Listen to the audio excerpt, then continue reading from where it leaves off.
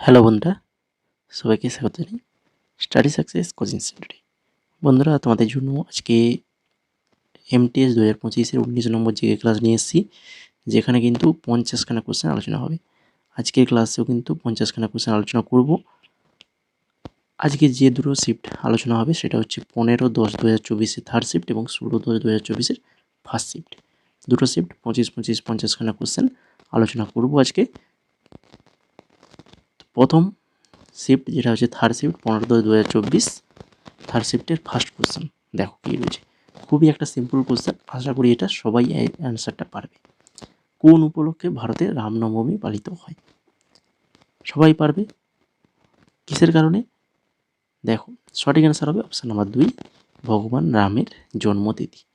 ভগবান রামের জন্মতিথি উপলক্ষে রামনবমী পালিত হয়ে থাকে। তারপরে দেখো 2 নম্বর কোশ্চেন, 2016 সালে উদিত নারায়ণ নিম্নলিখিত কোন বিভাগে পদ্মভূষণ পুরস্কার পেয়েছেন? উদিত নারায়ণ একজন সঙ্গীত শিল্পী, তোমরা সবাই জানো। তো তিনি কিসের জন্য পেয়েছেন? তো অবশ্যই তিনি একজন শিল্প নেপথ্য কণ্ঠ সঙ্গীত, তার কণ্ঠ সঙ্গীত গানের জন্য, কণ্ঠ সঙ্গীতের জন্য তিনি পেয়েছেন। তারপরে দেখো 3 নম্বর কোশ্চেন, 1527 খ্রিস্টাব্দে খানোয়ার যুদ্ধে বাবরের কাছে কি পরাজিত হন? তাহলে খানোয়ার যুদ্ধ 1527 সালে হয়েছিল, বোঝাই যাচ্ছে। তো খানোয়ারের সঙ্গে কারও হয়েছিল? খানোয়ার যুদ্ধে, আচ্ছা, খানোয়ার যুদ্ধে বাবরের কাছে কে পরাজিত হয়েছিল? বাবরের সঙ্গে কার হয়েছিল বলো? সেটাই যে পারবে সে অ্যান্সার করে দিতে পারবে। তো সঠিক অ্যান্সার হয়ে যাবে এখানে রানার সঙ্গ। বাবর এবং রানার সঙ্গের মধ্যে হয়েছিল, বাবরের কাছে রানার সঙ্গ কিন্তু পরাজিত হয়েছিল, তাই তো। তারপরে চলে যাও 4 নম্বর কোশ্চেন, খনি ও খনিজ উন্নয়ন ও নিয়ন্ত্রণ সংশোধনী বিল 2023-এ সংস্কার অনুসারে পারমাণবিক খনিজগুলির তালিকা থেকে কতগুলি খনিজ বাদ দেওয়া হয়েছে? খনি ও খনিজ উন্নয়ন ও নিয়ন্ত্রক সংশোধনী বিল 2023 অনুসারে মোট ছখানা খনিজকে বাদ দেওয়া হয়েছে। সেই ছখানা খনিজ কী কী? না হচ্ছে লিথিয়াম, টাইটানিয়াম, বেরিলিয়াম, নিওবিয়াম, তারপর হচ্ছে ট্যান্টালাম, আর হচ্ছে জিরকোনিয়াম। এই যে এই ছখানা খনিজকে কিন্তু বাদ দেওয়া হয়েছে। তারপরে দেখো 5 নম্বর কোশ্চেন, খুবই important question, the blue umbrella, the cherry tree, the hidden pool উপন্যাসগুলি কার লেখা? এখানে একসঙ্গে 3টে উপন্যাস দিয়ে দিয়েছে, তো এতে আমাদেরই সুবিধা হয়েছে, কেন পরবর্তীতে তোমাদের কিন্তু এই 3টে মানে একজনের আমরা 3টে উপন্যাস একটা কোশ্চেনের মধ্যে আমরা জানতে পেরে যাচ্ছি।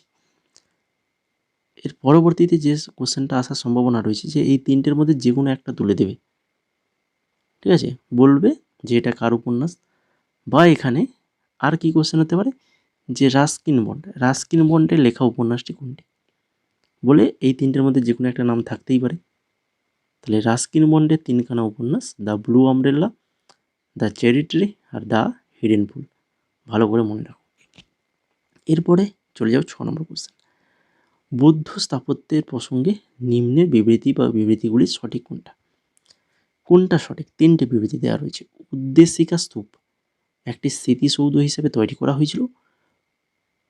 পরিভোগিকা স্তূপে বুদ্ধের সমাধিস্থ দেহাবশেষ রয়েছে।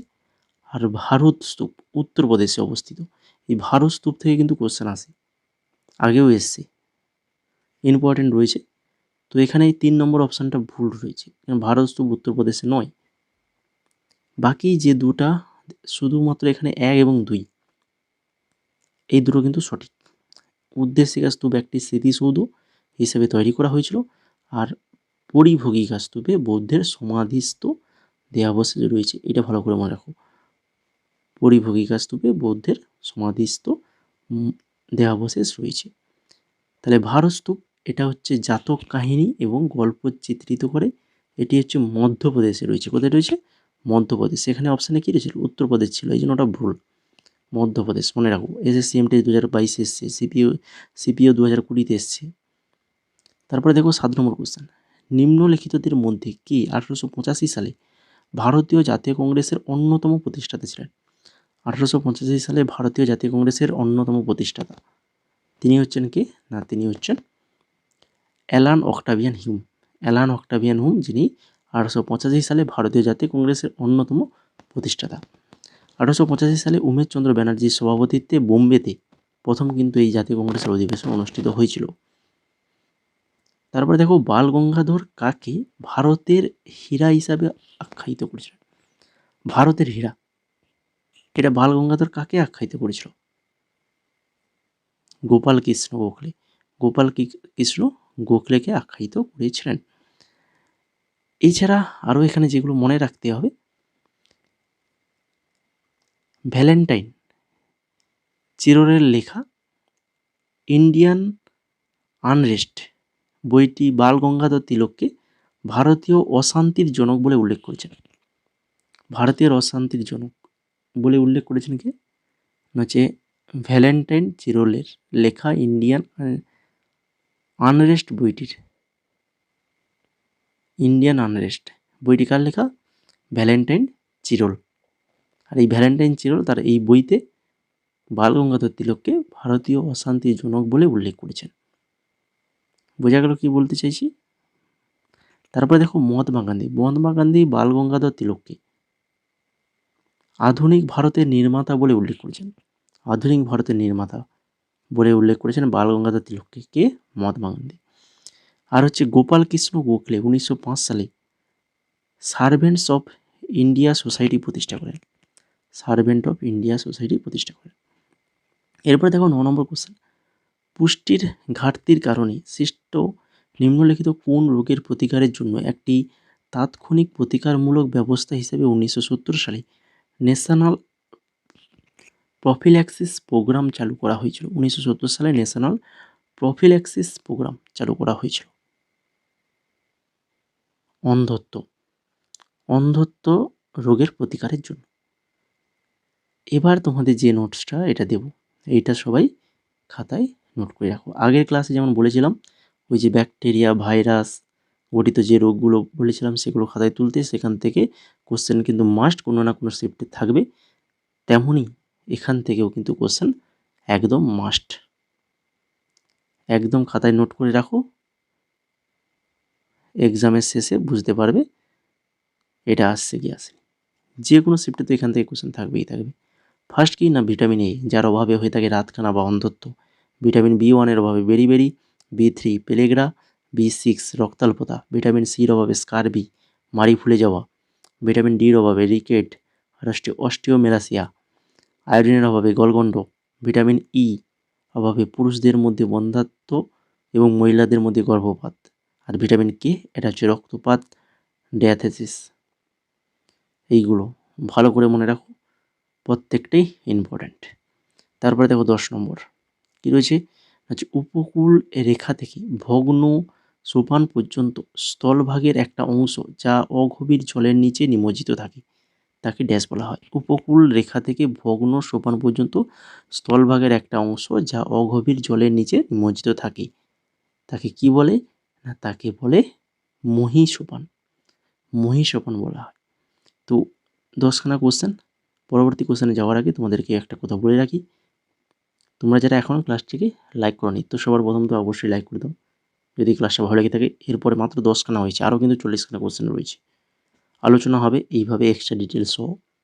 তারই সঙ্গে চ্যানেলটা এখনও যদি না সাবস্ক্রাইব করে থাকো, নতুন যদি আমাদের ক্লাসে আমাদের চ্যানেলে ভিজিট করে থাকো, তো অবশ্যই চ্যানেলটাকে আগে সাবস্ক্রাইব করে দাও।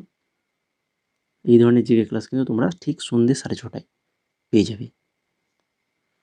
আর কি না, তোমরা যারা MTS 2025-এর এক্সাম দেবে, স্পেশালি তোমাদের জন্যই আমরা কিন্তু 4খানা PDF তৈরি করেছি। জিকে আর হচ্ছে ইংলিশ নিয়েই কাট অফটা তৈরি হয়। ভালো করে এটা আগে শোনো, যারা নতুন, পুরনো তারা তো জানে, যারা নতুন তোমরা একটু ভালো করে শুনে নাও।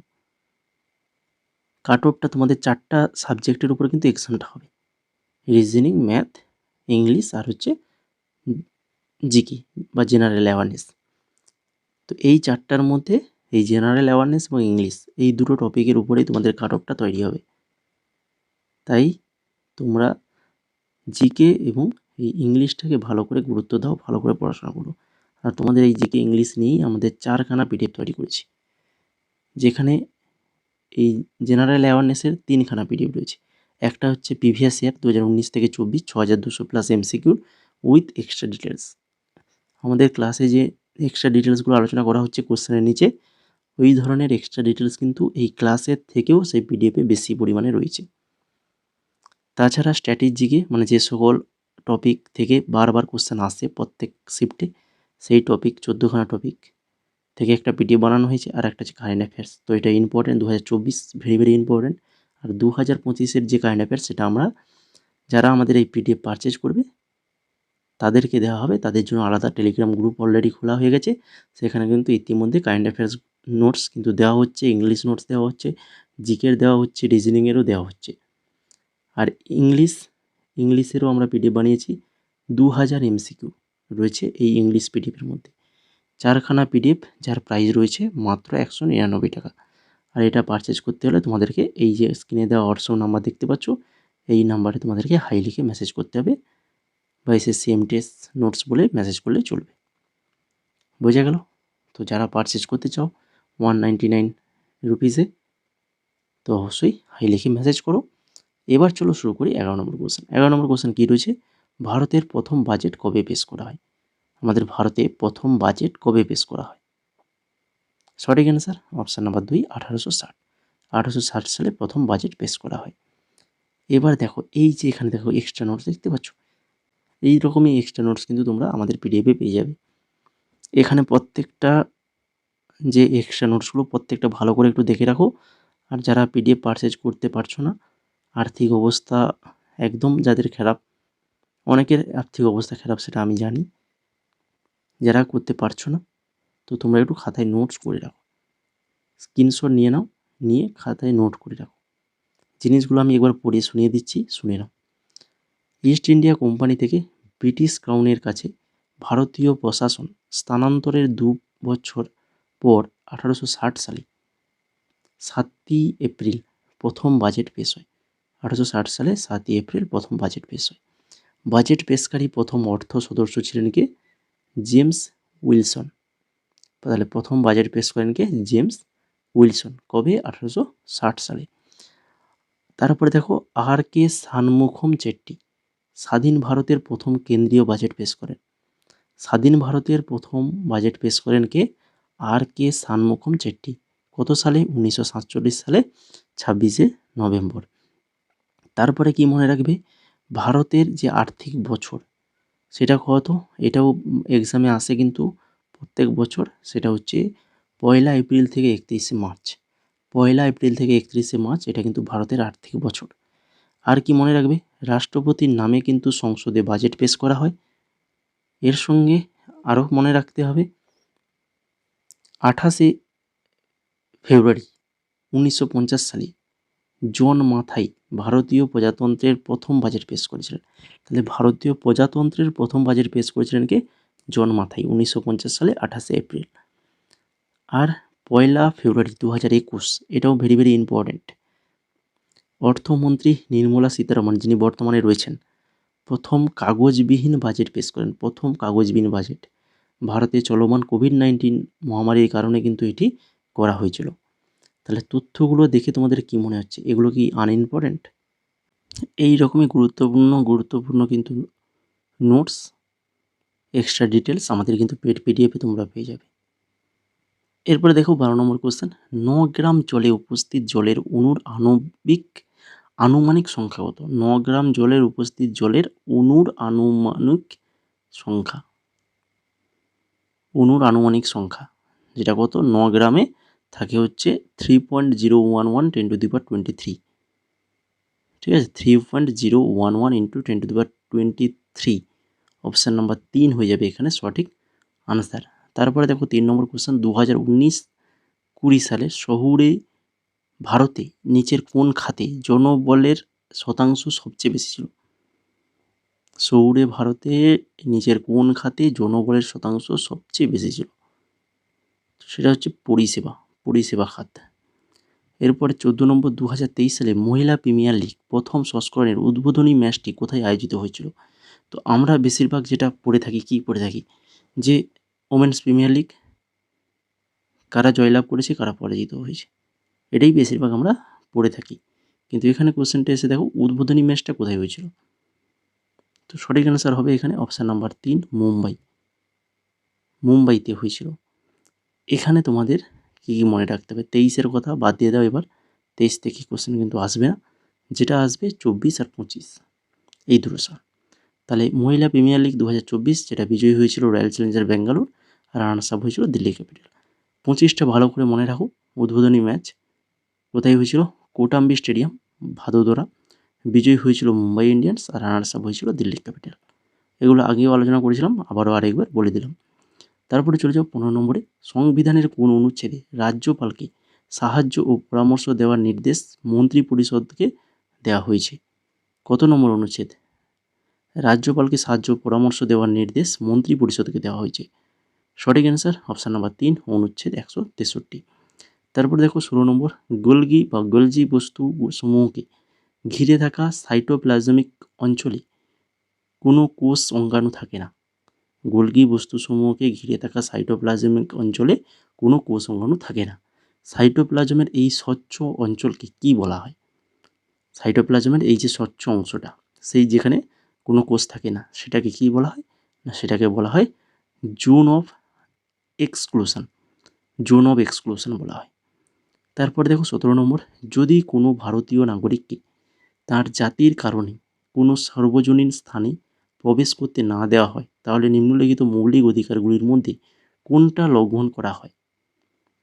সার্বজনীন স্থান যেখানে সবাই যেতে পারবে, কিন্তু তাকে কোনো জাতির কারণে তাকে সেখানে যেতে বাধা দেওয়া হয়েছে।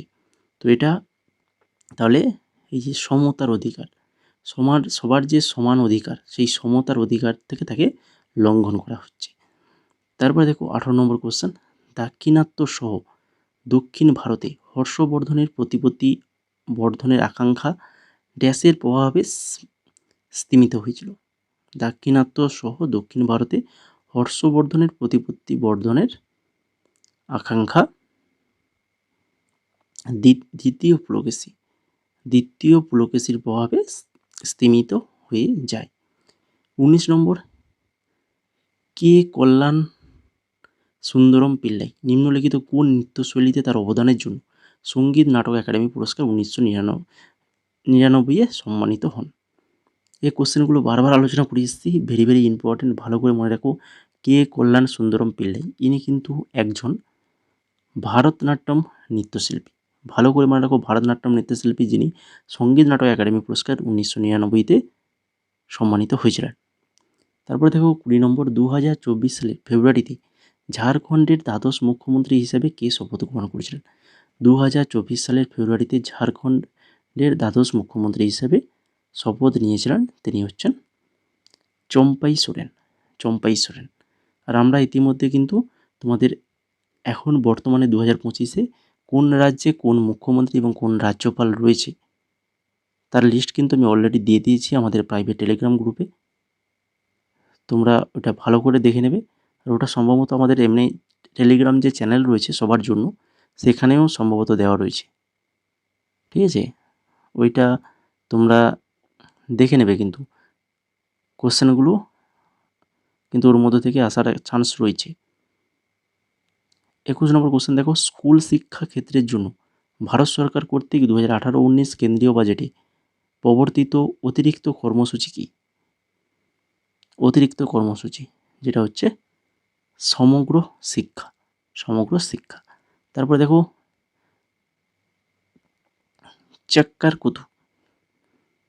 চাক্কার কুথু হলো লোকনৃত্যের এমন একটা শৈলী যেখানে সমগ্র আখ্যানটি একজন একক অভিনয় শিল্পী দ্বারা উপস্থাপিত হয়। একজন একক অভিনয় শিল্পী দ্বারাই কিন্তু উপস্থাপিত হয়। তো এটি মুখ্যত কোন রাজ্যের অন্তর্গত? তো এত বড় না দিয়ে এটাকে ছোটোভাবেও দিতে পারে যে চক্কার কুথু লোকনৃত্য, এটা কোন রাজ্যের অন্তর্গত? তো সঠিক অ্যান্সার হয়ে যাবে অপশান নাম্বার 1 কেরালা। শুধুমাত্র একটু কোশ্চেনটাকে লেন্দি করে দিয়েছে তোমাদেরকে একটু ভয় দেখানোর জন্য, আর কিচ্ছু না। 23 নম্বর কোশ্চেন দেখো। নিচের কোনটি ভারত সরকার কর্তৃক ঘোষিত নতুন শিল্পনীতি 1991-এর তিনটা প্রধান মাত্রার একটি নয়? তো সেটা হচ্ছে অপশান নাম্বার 4 নগরায়ন, নগরায়ন হয়ে যাবে সঠিক অ্যান্সার। বেসরকারিকরণ, উদারীকরণ, বিশ্বায়ন এগুলো সব 3টা প্রধান মাত্রার মধ্যে ছিল। তারপরে দেখো তিব্বতে কোন নদী ল্যাংচান খাম্বার নামে পরিচিত? ল্যাংচান খাম্বার নামে পরিচিত কোন নদী তিব্বতের? সেটা হচ্ছে শতদ্রু, তিব্বতের শতদ্রু নদী। এই শিফটের লাস্ট কোশ্চেন 25 নম্বর, পুরুষদের বিশ্বকাপ ক্রিকেট 2019-এ সর্বোচ্চ রান সংগ্রাহক কে ছিলেন? পুরুষদের বিশ্বকাপ ক্রিকেট 2019 যেটা হয়েছিল সেখানে সবচেয়ে বেশি রান ছিল হচ্ছে রোহিত শর্মা। এখানে দেখে নাও এই মেন ওয়ার্ল্ড কাপ ক্রিকেট 2019 যেখানে আয়োজক ছিল ইংল্যান্ড ও ওয়েলস, বিজয়ী ইংল্যান্ড, রানার্স আপ হয়েছিল নিউজিল্যান্ড। প্রতিযোগিতায় সেরা খেলোয়াড় ছিল কেন উইলিয়ামসন, সর্বাধিক রান করেছিল রোহিত শর্মা 648 রান, আর সর্বাধিক উইকেট নিয়েছিল মিচেল স্টার্ক 27টা উইকেট নিয়েছিল। তো এখনও যারা ক্লাসটাকে লাইক করনি তো অবশ্যই বলবো লাইক করে, যদি ভালো লেগে থাকে আরও 25খানা কোশ্চেন আলোচনা করব, তো তারই মধ্যে তোমরা কিন্তু অবশ্যই ক্লাসটাকে লাইক করে দাও, আর চ্যানেলটাকে যদি না সাবস্ক্রাইব করে থাকো, এখনও যদি ভাবছো যে চ্যানেলটা সাবস্ক্রাইব করবো কি করবো না, কী ধরনের ক্লাস পাবো পরবর্তী, তো তোমাদেরকে বলছি যে এই ধরনের প্রিভিয়াস ইয়ার কোশ্চেন একের পর এক আমরা কিন্তু আলোচনা করে যাব, তোমাদেরকে দিয়ে যাবো, তারই সঙ্গে ইম্পর্টেন্ট আরও এক্সট্রা কারেন্ট অ্যাফেয়ার্স ছাড়া বিভিন্ন টপিক ওয়াইজ ক্লাস কিন্তু তোমাদেরকে দেওয়া হবে। আমি কথা দিয়েছি দেবো এবং তোমাদেরকে দেবো, অবশ্যই দেবো। তো তার জন্য আমাদের সঙ্গে যুক্ত থাকো, সাবস্ক্রাইব করে চ্যানেলটাকে সাবস্ক্রাইব করে দেবো, এবং তারই সঙ্গে আমাদের যে টেলিগ্রাম চ্যানেল রয়েছে স্টাডি সাকসেস কোচিং সেন্টার, এটাতে অবশ্যই তোমরা কিন্তু জয়েন করে যাও। এখানে সবাই জয়েন করতে পারবে, এর জন্য কোনো পয়সা লাগবে না। এখানে তোমাদের কী সুযোগ সুবিধা রয়েছে, তোমাদের এক্সাম রিলেটেড সমস্ত কিছু আপডেট এখানে পেয়ে যাবে। এছাড়া তোমাদের কিছু জিজ্ঞাসা থাকলে এখানে তোমরা জিজ্ঞেস করতে পারবে, ঠিক আছে? বা আমাদের হোয়াটসঅ্যাপ নাম্বার তো রয়েছে, তো সেখানে তো অনেকের অনেক কিছু জিজ্ঞেস করে, তো তাদের কিন্তু অ্যান্সার দেওয়া হয়। তো এবার আমরা আলোচনা করবো 16/10/2024 ফার্স্ট শিফট। ফার্স্ট শিফটের ফার্স্ট কোশ্চেন কী রয়েছে দেখো, Indian bureau of mines IBM, Indian bureau of mines dash সালে প্রতিষ্ঠিত হয়েছিল? এটা কত সালে প্রতিষ্ঠিত হয়েছিল? 1948 সালে প্রতিষ্ঠিত হয়েছিল। পৃথিবীর নিফে NIFE স্তর, নিফে স্তরটি এটা ড্যাশে অবস্থিত, এটা কোথায় রয়েছে? একদম কোরে রয়েছে। পৃথিবীর সবচেয়ে ভিতরের স্তর হচ্ছে কোর, যার ব্যাসার্ধ প্রায় 3500 কিমি, আর কোরটি হচ্ছে নিকেল, আর এই যে নিফে থেকেই হয়ে যাবে, নি মানে নিকেল, আর ফেতে হচ্ছে এই যে লোহা Fe, তাই তো, দ্বারা গঠিত, খুব ভারী উপাদান দিয়ে গঠিত। এছাড়া SSC CGL 2022 এসেছিল, ভালো করে মনে রাখো। কোরটি হচ্ছে নিকেল আর লোহা দ্বারা গঠিত। তারপর দেখো 3 নম্বর কোশ্চেন, নিম্নলিখিত ফসলগুলির মধ্যে কোনটি 17 শতকের প্রথম দিকে উত্তর ভারতে ছড়িয়ে পড়েছিল? উত্তর ভারতের ফসলের তালিকায় আইনি আকবরীতে উল্লেখ করা হয়নি। আইনি আকবরীতে উল্লেখ করা হয়নি যে ফসলটি, সেটা হচ্ছে তামাক। বাকি গম, অড়হর, জোয়ার এগুলো উল্লেখ ছিল, কিন্তু তামাকের কিন্তু কোনো উল্লেখ ছিল না। নিম্নলিখিতগুলির মধ্যে কে স্বাধীন ভারতের প্রথম আইন ও বিচার মন্ত্রী ছিলেন? স্বাধীন ভারতের প্রথম আইন ও বিচার মন্ত্রী ছিলেন, তিনি হচ্ছেন BR আম্বেদকর। অপশান নাম্বার 3 সঠিক অ্যান্সার। তারপরে দেখো, ভারতে আদমশুমারি 2011 অনুসারে নিচের কোন বিবৃতিগুলি সঠিক? ফার্স্ট বিবৃতি, 7 বছর বা তার বেশি বয়সে একজন ব্যক্তি যিনি যে কোনো ভাষায় বুঝতে ও পড়তে এবং লিখতে পারেন তাদেরকে স্বাক্ষর বলে গণ্য করা হয়। আর 2 নম্বর যে রয়েছে, যে ব্যক্তি কেবল পড়তে পারে কিন্তু লিখতে পারে না সে অক্ষর নয়, মানে সে স্বাক্ষর, তাই তো। তো দুটোর মধ্যে কোনটা সঠিক? কোনটা সঠিক? দুটোই সঠিক, AB দুটোই তথ্য কিন্তু এখানে সঠিক রয়েছে। আবার 2026-এ কিন্তু জনগণনা হবে, আবার নতুন আমরা কিন্তু তথ্য পাবো। এরপর দেখো 6 নম্বর কোশ্চেন, মে 2023 সালে প্রধানমন্ত্রী নরেন্দ্র মোদীকে পাপুয়া নিউগিনি এবং ড্যাশ প্রশান্ত মহাসাগরীয় দ্বীপ দেশগুলির দ্বারা সর্বোচ্চ সম্মানে ভূষিত করা হয়েছিল? নরেন্দ্র মোদীকে পাপুয়া নিউগিনি এবং ফিজি এই দুটো প্রশান্ত মহাসাগরীয় দ্বীপ দেশগুলির দ্বারা সর্বোচ্চ সম্মানে ভূষিত করা হয়েছিল। নিম্নলিখিতগুলির মধ্যে কোনটি রাজ্য আইনসভার বন্টন বিল সম্পর্কে উল্লেখ করে? রাজ্য আইনসভার বন্টন এটা কোনটা? না, এটা হচ্ছে ধারা 204। ধারা 204, অপশান নাম্বার 2 সঠিক অ্যান্সার। নিচের কোন জোড়াটি ভুলভাবে মিলছে? ভুল, সঠিক আইনের শাসন ব্রিটেন, সঠিক রয়েছে। আইন দ্বারা প্রতিষ্ঠিত পদ্ধতি জাপান, সমবর্তী তালিকা অস্ট্রেলিয়া, এটাও সঠিক। ভুল যেটা রয়েছে সেটা হচ্ছে রাষ্ট্রপতির কাজ, এটা ফ্রান্স থেকে নেওয়া হয়নি। আমি আগেও বলেছি যে কোন দেশ থেকে আমাদের সংবিধানে কী কী নেওয়া হয়েছে সেগুলো কিন্তু তোমাদেরকে ভালো করে পড়তে হবে। আর সেটা কোথায় পাবে? না, সেটা হচ্ছে আমাদের পিডিএফ পারচেজ করলে পেয়ে যাবে। পিডিএফের মধ্যে দেওয়া রয়েছে আমাদের পেড পিডিএফ 199, যে জিকে পিডিএফটা রয়েছে 2019 থেকে 24 প্রিভিয়াস ইয়ার, ওই পিডিএফের মধ্যে এই তথ্যটা পেয়ে যাবে। এটা দেখে নাও, এই যে রাষ্ট্রপতি বা উপরাষ্ট্রপতির কার্যাবলী, যেটা হচ্ছে মার্কিন যুক্তরাষ্ট্র থেকে নেওয়া হয়েছে, ঠিক আছে। এখানে কি দেওয়া ছিল? ফ্রান্স দেওয়া ছিল, তাই ওটা ভুল, মার্কিন যুক্তরাষ্ট্র হবে। তারপরে দেখো 9 নম্বর কোশ্চেন, নিচের কোন বিবৃতিটি রাইবোজোম সম্পর্কে সঠিক? চারখানা বিবৃতি দেওয়া রয়েছে, একটা নয়, চারখানা দেওয়া রয়েছে। রাইবোজোমে কোনো ঝিল্লি নেই, রাইবোজোমে পরিপাককারী হাইড্রোলাইটিক এনজাইম থাকে, এগুলিকে আত্মঘাতী থলি বলে, আর রাইবোজোম প্রোটিন সংশ্লেষণের গুরুত্বপূর্ণ ভূমিকা পালন করে। বলো, এগুলো ক্লাস 7-এ পড়েছো, পারবে সবাই। রাইবোজোম, লাইসোজোম এগুলো পড়েছো তো? সঠিক অ্যান্সার হবে অপশান নাম্বার 1, শুধুমাত্র এ আর ডি। এ আর ডি এখানে সঠিক, মানে ফার্স্ট আর লাস্ট, বাকি ভিতরে দুটো কিন্তু ভুল। কেন? এখানে এই যে রাইবোজোম হবে না, এগুলো সব কী হবে? লাইসোজোম হবে, লাইসোজোম। দেখে নাও, এই যে লাইসোজোম, কোষের আত্মঘাতী থলি বলে বা সুসাইড ব্যাগ নামে পরিচিত, লাইসোজোম। আর লাইসোজোমের পরিপাককারী হাইড্রোলাইটিক এনজাইম থাকে। এরপরে দেখো 10 নম্বর, যক্ষগান, যেটা আগের বছরও আমি বারবার আলোচনা করে দিয়েছিলাম, এবারেও আলোচনা করছি। দেখো, যক্ষগান বিখ্যাত লোকনৃত্য কোন রাজ্যের সাথে যুক্ত? এটা একটা লোকনৃত্য, যেটা কোন রাজ্য? না, হচ্ছে কর্ণাটক। কর্ণাটক রাজ্যের সাথে যুক্ত। এখনও তোমরা যারা আমাদের ক্লাসটাকে লাইক করোনি, তো অবশ্যই বলবো লাইক করে ফেলো, আর ক্লাসের শেষে টেলিগ্রামে জয়েন করে যাবে। 11 নম্বর কোশ্চেন দেখো, প্রধানমন্ত্রী রোজগার উদ্যোগ যোজনা PMRPY 2016 সালে ভারত সরকারের কোন মন্ত্রক চালু করেছিল? প্রধানমন্ত্রী রোজগার উদ্যোগ যোজনা, এটা চালু করেছিল শ্রম ও কর্মসংস্থান মন্ত্রণালয়। শ্রম ও কর্মসংস্থান মন্ত্রণালয়। ফোর্ট উইলিয়াম কলেজটি ব্রিটিশ শাসনের অধীনে ড্যাশে প্রতিষ্ঠিত হয়েছিল। ফোর্ট উইলিয়াম কলেজ ব্রিটিশ শাসনের অধীনে কলকাতাতে প্রতিষ্ঠিত হয়েছিল। ফোর্ট উইলিয়াম কলেজ, যেটা 1800 খ্রিস্টাব্দে প্রতিষ্ঠিত হয়েছিল, সালটাও মনে রাখো। নিচের কোনটি ভারতে একটি পাবলিক সেক্টর শিল্প? ঠিক আছে, পাবলিক সেক্টর শিল্প সেটা কোনটা? আর সেটা হচ্ছে steel authority of India limited বা SAIL। বা এই কোশ্চেনটাকে এভাবে থাকতে পারে যে SAIL এটা কোন ধরনের সেক্টরের মধ্যে পড়ছে বলে অপশান দেওয়া থাকবে, তার মধ্যে এই পাবলিক সেক্টর অবশ্যই সঠিক অ্যান্সার হয়ে যাবে।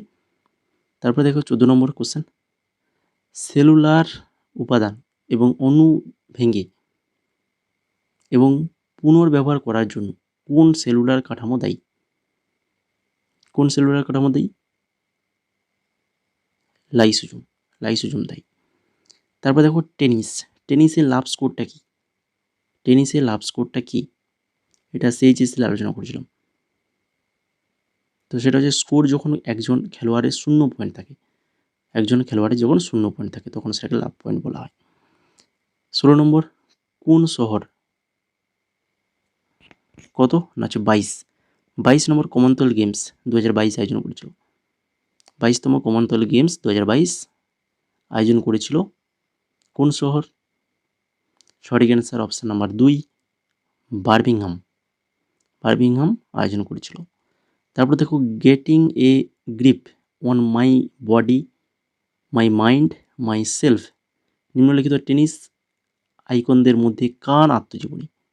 এটা কার আত্মজীবনী? Getting a grip on my body my mind myself, এটা আত্মজীবনীটা হচ্ছে মনিকা সেলেসের আত্মজীবনী। ওড়িশি শাস্ত্রীয় নৃত্যের ধরন পুনর্জীবিত করার জন্য পদ্মভূষণ 2000 কে পেয়েছেন? বলো, প্রাপক কে?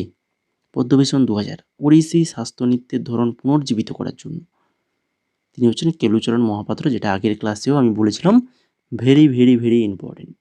কেলুচরণ মহাপাত্র একজন ওড়িশি নৃত্যশিল্পী। তারপরে নিচের কোনটি প্রথম উপমহাদেশীয় সাম্রাজ্য ছিল? প্রথম উপমহাদেশীয় সাম্রাজ্য সেটা কোনটা? না সেটা হচ্ছে মৌর্য সাম্রাজ্য। রাসায়নিক সূত্র C2H6 সহ একটি অণু হলো একটি ড্যাশ অণু, অর্থাৎ C2H6 এটা কার নাম কি? C2H6 C2 আছে, এই দুটো কার্বন থাকলে কি হয়ে যাবে? একটা থাকলে মিথেন, দুটো থাকলে ইথেন, মিথ ইথ প্রো বিউট এইভাবে পড়ে এসেছি। একটা কার্বন থাকলে মিথেন, দুটো কার্বন থাকলে ইথেন, আর তিনটে থাকলে প্রোপেন, চারটা থাকলে বিউটেন। দেখতেই পাচ্ছ এখানে কার্বন একটা রয়েছে CH4 মিথেন, C3H8 কার্বন তিনটা, তাহলে প্রোপেন, মিথ ইথ প্রোপ বিউট, এইভাবে মনে রাখো। এরপরে দেখো 21 নম্বর, স্বনির্ভর গোষ্ঠী SAPAP এ ক্ষমতায়ন মডেলের তিনটা উপাদান কি কি? SAPAP ক্ষমতায়নের মডেলের তিনটে উপাদান ছিল। কটা উপাদান ছিল? তিনটা। সেগুলো কি কি? না হচ্ছে সামাজিক সংহতি, মূলধন গঠন এবং সক্ষমতা বৃদ্ধি। এই তিনটা উপাদান ছিল। এখান থেকে আর কি জানবে? এখান থেকে যেটা জানতে হবে এর full form SAPAP, South Asian poverty alleviation programme. ঠিক আছে, এখানে দেখো SAPAP, এখানে পি মানে সেকেন্ড পির অর্থ, লাস্ট পির অর্থ বা এর অর্থ এগুলো জিজ্ঞেস করে। আর কি 1995 সালে অন্ধ্রপ্রদেশের 20টা দরিদ্র মডেলে SAPAP পাইলট প্রকল্প শুরু হয়। তারপরে দেখো 22 নম্বর, বিখ্যাত কিলাই কুহনা পুরাতন দুর্গের মসজিদ নির্মিত হয়েছিল কার দ্বারা?